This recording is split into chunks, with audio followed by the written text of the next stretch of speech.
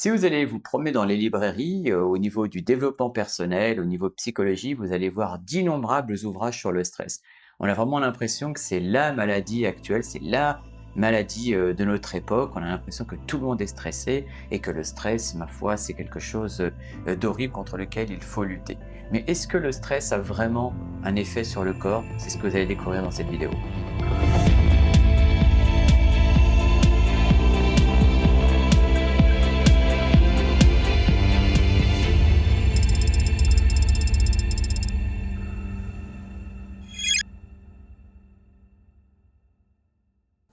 Bonjour et bienvenue dans cette vidéo, Dr Denis, auteur du premier livre en français sur le biohacking. Alors effectivement, le stress, il a deux manières d'être. Il y a tout d'abord le stress qu'on va appeler le stress aigu. Le stress aigu, c'est le stress de la survie. Et au contraire, ce stress aigu, heureusement qu'il est là. Finalement, nous sommes tous les descendants de nos lointains ancêtres qui ont assez stressé pour courir plus vite que les prédateurs, pour courir plus vite que les proies qu'ils voulaient attraper. Donc, heureusement que nous avons ce stress. Le problème, c'est qu'effectivement, quand le stress devient chronique, et bien là, il devient délétère.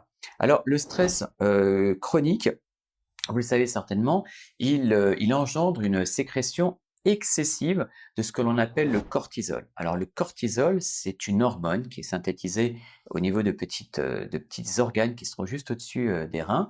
Et effectivement, ce cortisol, on en a besoin, il est vital. Le problème, c'est que ce cortisol en excès, il va y avoir différents effets négatifs. C'est ce qu'on appelle les effets du mauvais stress. C'est ce qui explique que c'est l'ennemi public numéro un.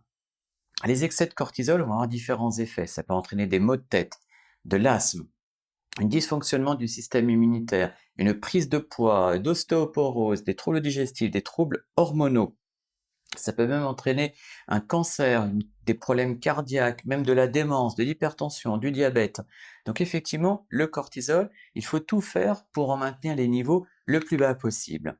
Parce qu'en plus, il y a des effets directs au niveau du cerveau. Il y a des effets qui sont relativement évidents, vous avez peut-être déjà vécu, c'est les pertes de mémoire, l'espèce de brouillard cérébral, l'anxiété, l'inquiétude, tout ça c'est des choses assez évidentes.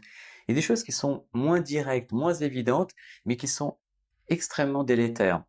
Le stress, ça j'en parlerai plus dans une autre vidéo, mais il a vraiment un effet au niveau cellulaire. Le stress va aller même modifier l'expression de certains de vos gènes.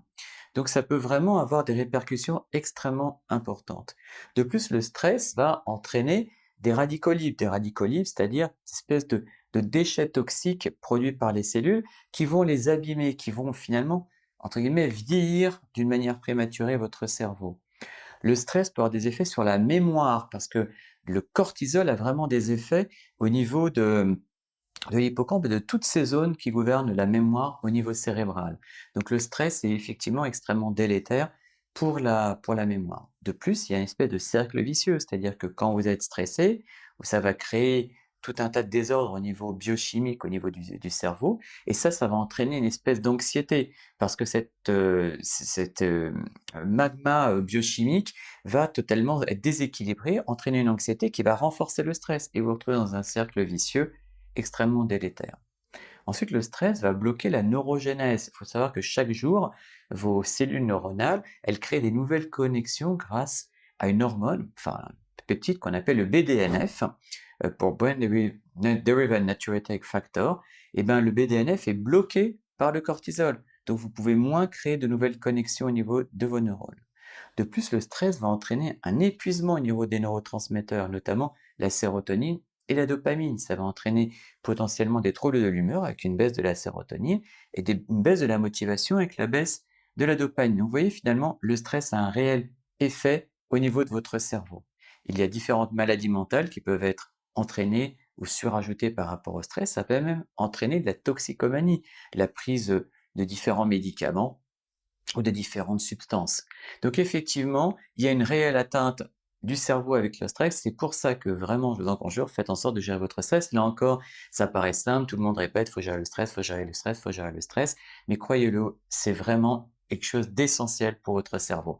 Donc je vous dis à très bientôt, n'hésitez pas, si vous voulez également des techniques de gestion du stress, si vous voulez savoir mieux comment gérer votre stress, ou éventuellement avoir peut-être des recettes au niveau des compléments alimentaires pour mieux gérer le stress.